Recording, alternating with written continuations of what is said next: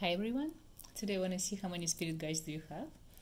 I have two piles for you to choose from and pick the one that you like the most, and I'm gonna start with this one.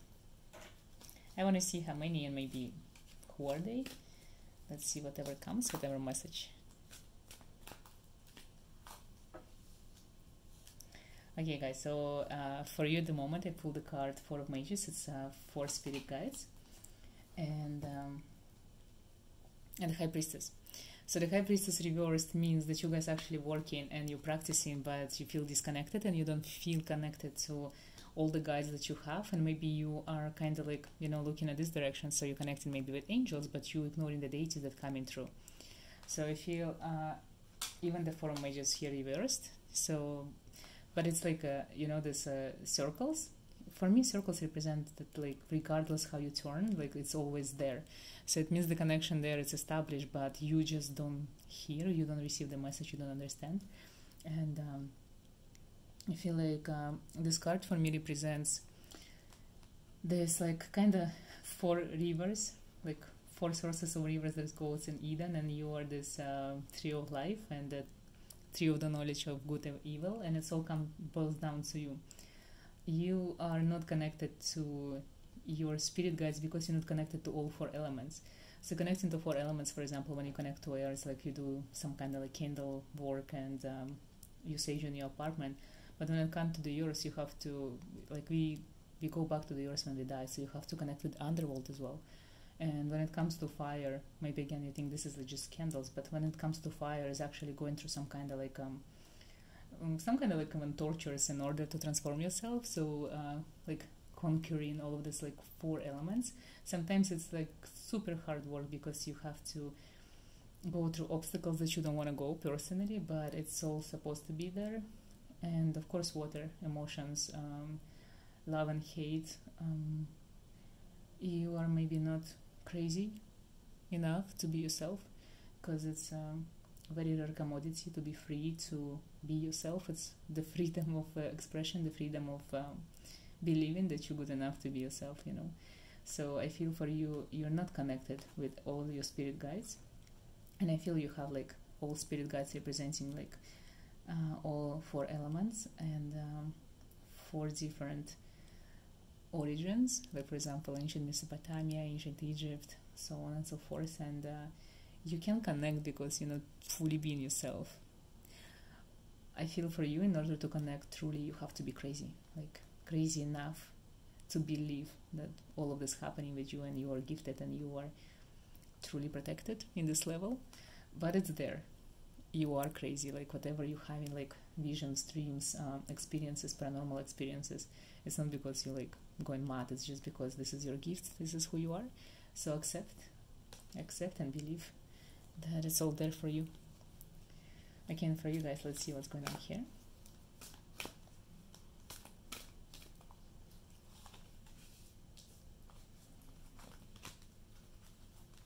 Interesting.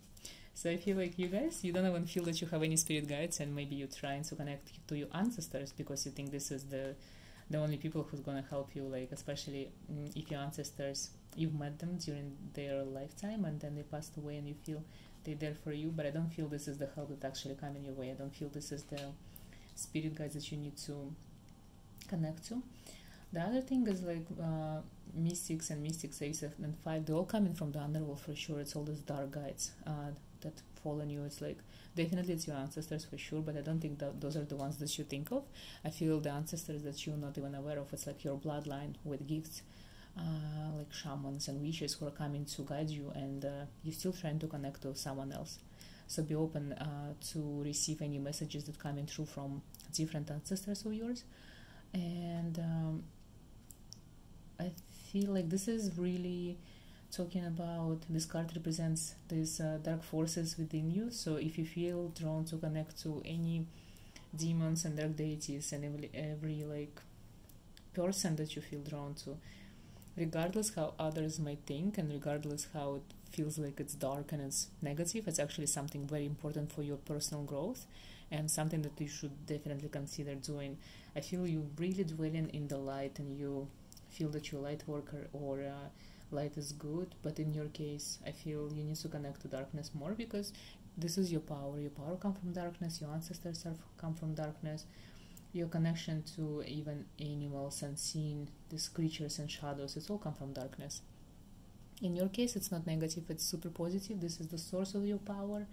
5 is the number of like being able and control and in charge, and this is the number of actually vibration of power, and you have it in you, like you have it in your bones. Like seriously, this is your gifts from past lives, the help that come, and these 5 spirit guides that you have, none of them are angels, honestly. So reconsider who is with you. Try to connect to different energies and try to connect to different deities, I would say. I think in your case, they sending you messages, you just assume that this is the messages from someone else. So next time when you receive some kind of message and you think this is angelic message or angelic number, maybe try to do your research, like go deeper and see if it's actually angels or it's something else or someone else.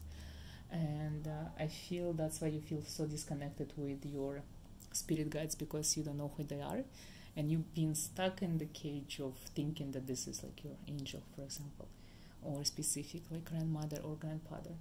And sometimes your spirit guides has nothing to do with actual help. It has something to do with like shaking you, like awakening you, and they do some kind of like this negative things and taking away from you like your comfort zone. But that's how you know those are your real spirit guides, because they're not going to be lying and sugarcoat anything for you, because they want you to grow personally, and sometimes we don't know how to do that, so they need to take away your comfort zone, and while you exploring how to get it back, you find new ways and like new places, new people. So basically they challenge you every day. So if you feel that you're going through a lot of challenges that you cannot explain yourself and you don't know why they're happening to you, it means new deities, new entities, new demons are coming through. They are actually working with you, and it's super positive sign, and it means you grow spiritually, you're transforming, and you are connecting to your higher self and to your purpose and to your